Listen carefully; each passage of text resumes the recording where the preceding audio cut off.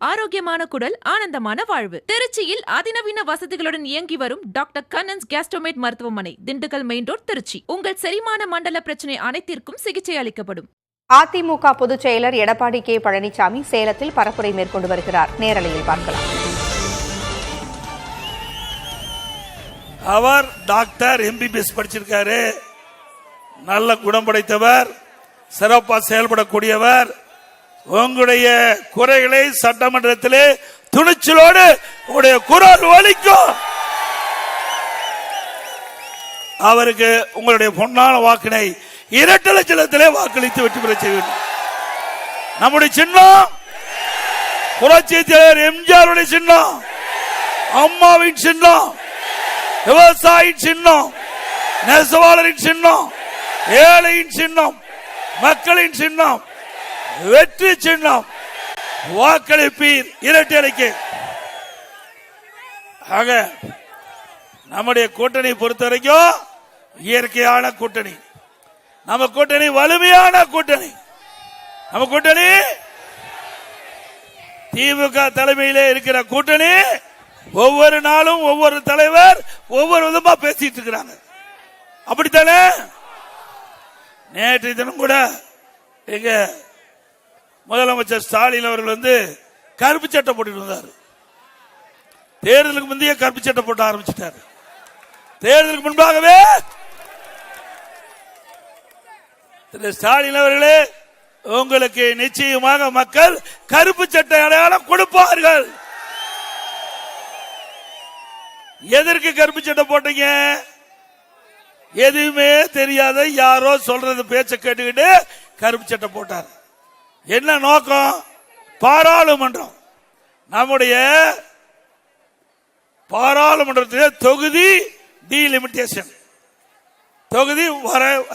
தொகுதி வரையறை செய்வதற்காக ஸ்டாலின் தமிழ்நாட்டில் பாராளுமன்றத்துடைய எண்ணிக்கை குறைஞ்சு போயிரும் அப்படின்னு ஒரு தவறான கருத்தை, அவதூறான கருத்தை பரப்பி அதற்காக எதிர்ப்பு கொடுத்து கருப்பு சட்டை போட்டார். நான் ஏற்கனவே சொன்னேன், திரு ஸ்டாலின் அவர்களே, தமிழகத்தில் பாராளுமன்ற எண்ணிக்கை குறையாது, அந்த சதவீதம் குறையாது. ஏற்கனவே இந்திய நாட்டுடைய உள்துறை அமைச்சர் மரியாதைக்குரிய அமித்ஷா அவர்கள் தெளிவா சொல்லிட்டாரு. தமிழ்நாடு டீலிமிட்டேஷன்ல எந்த பாதிப்பு ஏற்படாது அப்படின்னு தெளிவா சொன்னார்.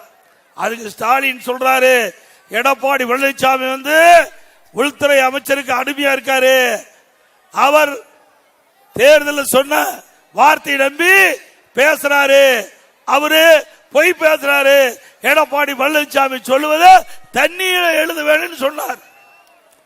ஸ்டாலின் அவர்களே, நேற்றைய தினம் பாரத பிரதமர் நாடாளுமன்றத்திலே தெளிவாக சொல்லிவிட்டார், எந்த மாநிலம் பாதிக்காது, அந்த பாதிப்பு அடையாத அளவிற்கு தொகுதி வரையறை செய்யப்படும் அறிவிக்கப்பட்டு 6 மணிக்கு, நேற்று 6 மணிக்கு உள்துறை அமைச்சர் நாடாளுமன்றத்தில் தெளிவா சொல்லிட்டாரு. தமிழகத்தில் இப்பொழுது இருக்கின்ற 39 நாடாளுமன்றத்தை 59 நாடாளுமன்றமாகப்படும். எத்தனை? 59. இப்ப இருக்கிற சதவீதம் 7.18. இப்ப நம்முடைய சதவீதம் 7.18. இப்ப நம்முடைய மத்தியில் இருக்கின்ற அரசாங்கம் அறிவிக்கப்பட்டது 7.23. 7. அப்ப அதிகம் வந்துடுது இல்ல? இவருக்கு என்ன 6 மணிக்கே சொல்லியாச்சு. இந்த அரசாங்கம் எப்படிப்பட்ட அரசாங்கம் பாருங்க. 7 மணிக்கு பேசுறாரு, 6 மணிக்கு நாடாளுமன்றத்தில் தெளிவுபடுத்தியாச்சு. அப்ப கருப்பு சட்டை கழட்டி இருக்க வேண்டியதான. எதுக்கு கோரிக்கை வச்சீங்க? அந்த கோரிக்கைக்கு அவர்கள் ஏற்கனவே முடிவு பண்ணி அற்புதமா தமிழ்நாட்டு மக்களுடைய எண்ணங்களை மத்திய அரசு அறிவிச்ச பிறகு கருப்பு சட்டை போட்டுக்கிட்டு 7 மணிக்கு பேசுறாரு. மீண்டும் தமிழ்நாடு தாங்காது. யார் பேசுறது? ஸ்டாலின். தமிழ்நாடு முழுவதும் எல்லா வீட்லயும் கருப்பு கொடி கட்டவன் சொன்னாரு. கட்டுனாங்களா யாராச்சும்? நானும் கோயம்புத்தூர்ல சுத்தி பார்த்தேன் நேத்து. கோயம்புத்தூர், மேட்டுப்பாளையம், திருப்பூர்லாம் ஒரு வீட்டுல கூட கருப்பு கொடி கட்டல. ஏன்னா மக்களுக்கு தெரியும் மத்திய அரசாங்கம் உறுதிமொழி கொடுக்கப்பட்டு விட்டது. எடப்பாடி பழனிசாமி சொன்னா சரியா இருக்கும்.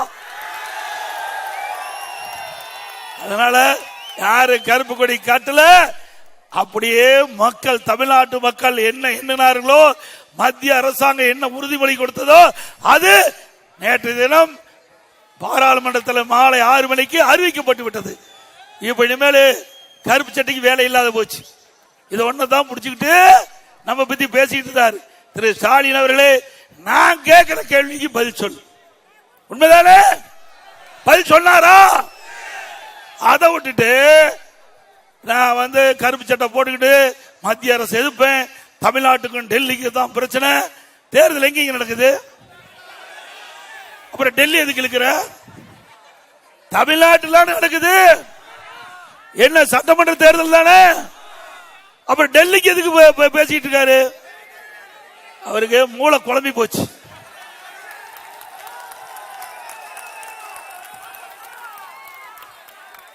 இது தமிழ்நாட்டில் நடக்கிற சட்டமன்ற பொது தேர்தல். வீரபாண்டி சட்டமன்ற தொகுதியில் இருக்கிற மக்கள் அப்படிதான் நினைக்கிறோம். ஸ்டாலின் அவர்களே, எங்க பகுதியில் இருக்கிற மக்களுக்கு தெரியுது கூட உங்களுக்கு தெரிய மாட்டேங்குது. என்ன செய்வது பாவம்.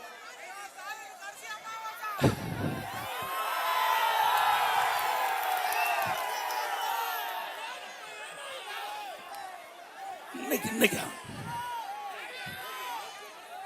அப்புறம் தம்பியே சொல்லிட்டாரு, இதோட கடைசி தேர்தலுங்க.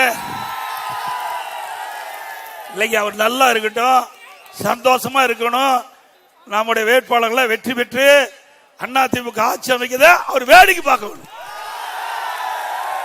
அதிமுக ஆட்சி அமைப்பத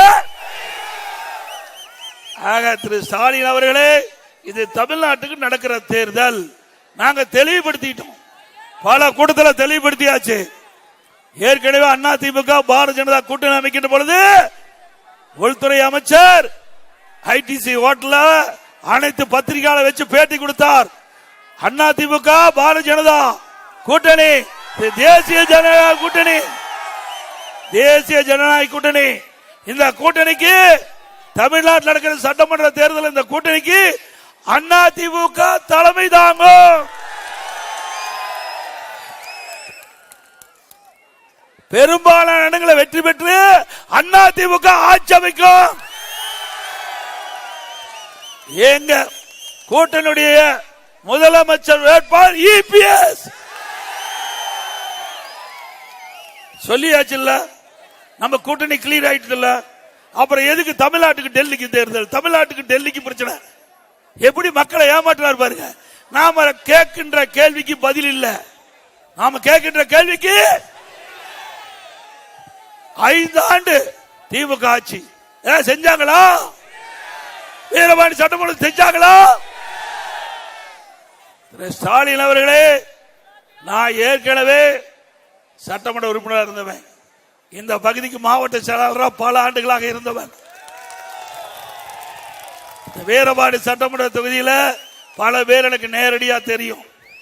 சேலம் மாவட்டம் முழுவதும் நன்கு அறிந்தவன். இந்த சேலம் மாவட்டம் அதிமுக கோட்டை என்பது கடந்த முறை நிரூபித்தார்.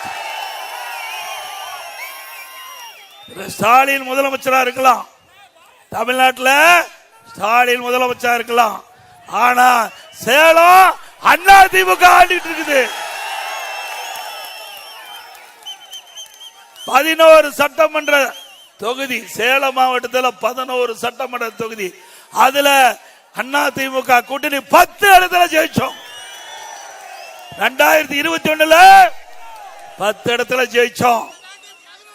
அப்பவே அதிமுக கோட்டை. 2021 அதிமுக கோட்டை. அம்மா இல்ல, அம்மா இல்ல, நமக்கு தாய் இல்ல. ஒரு தாய் இல்லாத குடும்பத்தில் பிள்ளைகள் எப்படி கஷ்டப்படும்?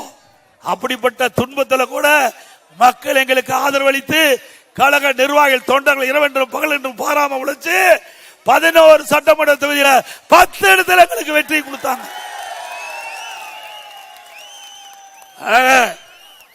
சேலம் மாவட்டத்தை பொறுத்த வரைக்கும் அதிமுக எக்கு கோட்டை. இந்த தேர்தலில் 11க்கு 11 நாம ஜெயிக்கணும். அந்த ஒரு இடத்தை வெல்லுவதுதான் நம்முடைய இலக்கு. இன்றைக்கு 11 இடம் சட்டமன்ற தொகுதி சேலம் மாவட்டத்தில் 11க்கு 11 வெற்றி பெற வேணும். அதில் வீரபாண்டி சட்டமன்ற தொகுதி அதிக வாக்கு வித்தியாசத்தில் வெற்றி பெற்ற தொகுதியா இருக்கும். வெற்றி பெற செய்வீங்களா?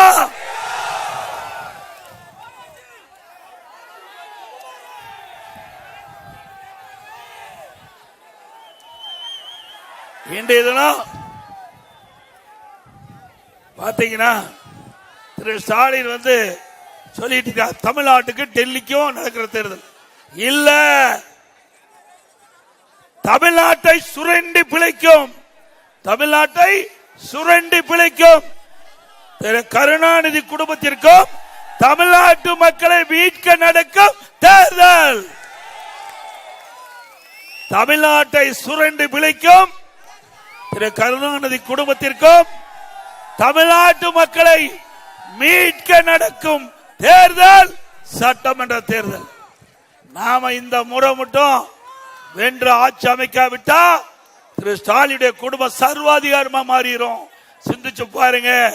திரு கருணாநிதி, அதுக்கு ஸ்டாலின். இப்போ நம்ம கிராமத்தில் சொல்லுவாங்க, வாழை மரத்தில் இடக்கன்னு முட்டும் பாத்தீங்களா, அப்படி முட்டிட்டு இருக்குது ஒண்ணு. யாரு? திரு உதயநிதி.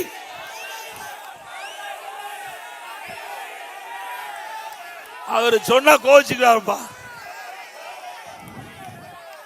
அதை நீங்களே முடிவு பண்ணிட்டீங்க, அது வேண்டாம், அதை நம்ம விட்டுலாம். ஏன்னா அதிமுக நம்முடைய தலைவர்கள் பொன்மன செம்மல், புரட்சி தலைவர் எம்ஜிஆர், இதே புரட்சி தலைவர் அம்மா நம்ம எல்லாம் சிறப்பா வளர்த்தி இருக்கிறாங்க, சிறப்பா வளர்த்தி இருக்கிறாங்க.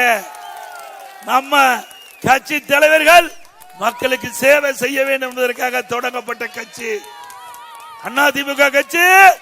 மக்களுக்கு சேவை செய்வதற்காக தொடங்கப்பட்ட கட்சி. திமுக குடும்பத்துக்காக இருக்கிற கட்சி. திமுக உண்மைதானே? இன்றைக்கு திமுக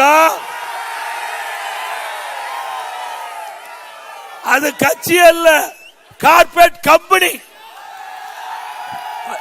அது அந்த கம்பெனியில திரு ஸ்டாலின், திரு உதயநிதி ஸ்டாலின், சபரீஸ்வரர், அப்புறம் கனிமொழி அம்மா, பிறகு துர்கா அம்மா,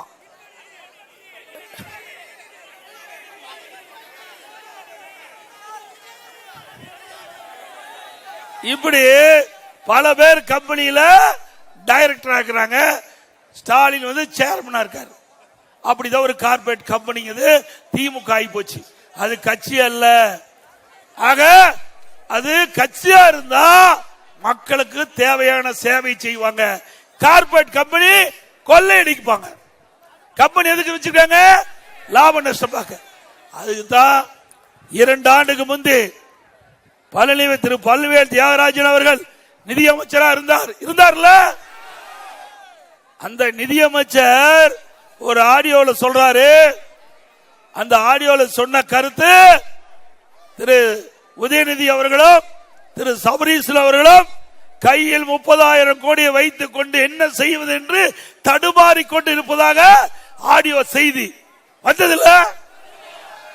அப்பவே 30,000 கோடி இப்ப எவ்வளவு இருக்கும் சிந்திச்சு பாருங்க. அவ்வளவு கொள்ளையடிச்ச கட்சி திமுக கட்சி. ஒரு நிதியமைச்சர் சொன்னா உண்மையா தானே இருக்கும்.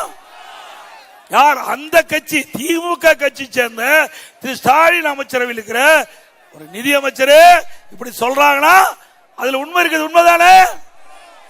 அதுக்கு தாங்க அடிக்கடி வெளிநாடு போறாரு. தொழில் முதலீட்டு ஈர்க்க போகல, தொழில் முதலீடு செய்ய போறார். தொழில் முதலீடு இன்றைய தினம்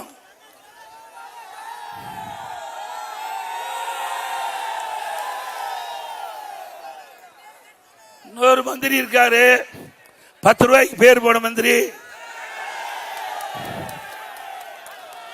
எல்லோருக்கும் தெரியும் 10 ரூபாய்னா யாரு ஞாபகம் வரும்? நல்லா சத்தமா சொல்லுங்க. மறக்கவே முடியாது. 10 ரூபாய்க்கு மதிப்பில்லாத இருந்தது, இப்ப 10 ரூபாய்க்கு மதிப்பு வந்துடுது. இன்னைக்கு தமிழ்நாட்டில் 6000 மதுக்கடைகள் இருக்குது. ஒவ்வொரு மதுக்கு கிட்டத்தட்ட 6000 மதுக்கடையில ஒரு நாளைக்கு 1.5 கோடி பாட்டில் விக்குது. 1.5 கோடி பாட்டில் விக்குது. ஒரு பாட்டிலுக்கு 10 ரூபா அதிகம்னா 6000 பாட்டிலுக்கு எவ்வளவுங்க? கிட்டத்தட்ட 10 ரூபாய்னா 15 கோடி. ஒரு நாளைக்கு 15 கோடி, 1.5 கோடி பாட்டில் ஒரு நாளைக்கு 1.5 கோடி பாட்டில் விக்குது. அப்படின்னா 10 ரூபாய்னா 15 கோடி ஒரு நாளைக்கு. மாசத்துக்கு 450 கோடி, வருஷத்துக்கு 5400 கோடி. இந்த 5 வருஷத்துல 24,000 கோடி. எவ்வளவு? அத்தனை பணத்தை உங்க பணத்தை அடிச்சுட்டு போயிட்டாங்க. நம்மால யாரும் சரக்கு அடிக்க மாட்டீங்கன்னு தெரியும். எல்லாம் திமுக காரமணத்தையே பிடிக்கிட்டாங்க. 10 ரூபா தலைக்கு வச்சு ஒரு பாட்டிலுக்கு 10 ரூபா வச்சு 24,000 கோடி கொள்ளையடிச்ச அரசாங்கம் மீண்டும் வர வேணுமா? இதுதான் இப்படின்னா அது அமலாக்கத்துறை டாஸ்மாக் அதுல ஒரு ஆதாரத்தை கண்டுபிடிச்சு வழக்கு வேற போட்டுக்கிறாங்க. இது இப்படி இருக்க இன்னொரு மந்திரி யாரு? நகர்ப்புற வளர்ச்சித்துறை, குடிநீர் வழங்கல் துறை. அவரு அந்த துறையில முறைகேடு நடந்து அமலாக்கத்துறை ஆதாரத்தோட கண்டுபிடிச்சு இன்றைக்கு சட்ட ஒழுங்கு டிஜிபிக்கு அறிக்கை தாக்கல் பண்ணி அவர் மீது வழக்கு பதிவு செய்ய வேண்டும் அறிக்கை கொடுத்திருக்கு. இதுவரைக்கும் பதிவு செய்யல, வழக்கு பதிவு செய்யல. அண்ணா திமுக கட்சி சார்பா நீதிமன்றத்தில் வழக்கு தொடர்ந்தோம். நீதிமன்றம் அமலாக்கத்துறை ஆதாரத்தோட கொடுக்கப்பட்டது உண்மை, அதன்படி நீங்க வழக்கு பதிவு செய்ய சொல்லி இன்னும் வழக்கு பதிவு செய்யல. அண்ணா திமுக ஆட்சிக்கு வந்த உடனே இதை விசாரிக்கப்படும், சட்ட நீதியா நடவடிக்கை எடுக்கப்படும். இன்றைக்கு நம்முடைய பகுதியில் பிரதான விவசாய தொழில், இன்னொன்னு நெசவாளர், இன்னொன்னு விசைத்தறி. ஆரோக்கியமான குடல், ஆனந்தமான வாழ்வு. திருச்சியில் அதிநவீன வசதிகளுடன் இயங்கி வரும் டாக்டர் கண்ணன்ஸ் கேஸ்ட்ரோமேட் மருத்துவமனை, திண்டுக்கல் மெயின் ரோட், திருச்சி. உங்கள் செரிமான மண்டல பிரச்சனை அனைத்திற்கும் சிகிச்சை அளிக்கப்படும்.